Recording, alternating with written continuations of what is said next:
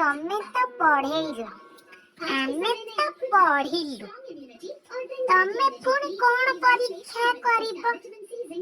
ନାଇଁ କଣ ପରୀକ୍ଷା କରିବ? ତାହେଲେ ଆମେ ତମକୁ ପରୀକ୍ଷା କରିବୁ, ତମେ ଆମକୁ ପଢେଇଲ ବୋଲି। ଯଦି ଆମେ ତମକୁ ପରୀକ୍ଷା କରିପାରିବୁନି ତାହେଲେ ତମେ ଆମକୁ କଣ ପାଇଁ ପରୀକ୍ଷା କରିବ?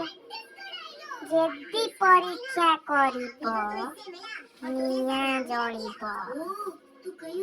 ଭଲରେ କହୁଛି ନିଆଁ ଜଳିବ, ଭଲରେ କହୁଛି ନିଆଁ ଜଳିବ।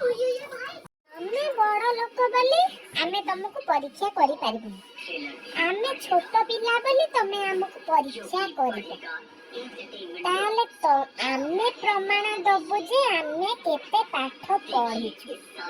ତାହେଲେ ତମେ କାହିଁକି ପ୍ରମାଣ ଦବନି ଆମକୁ ତମେ କେତେ ପଢେଇଛ? କଣ ପାଇଁ ଦବନି? ଦବ ନା।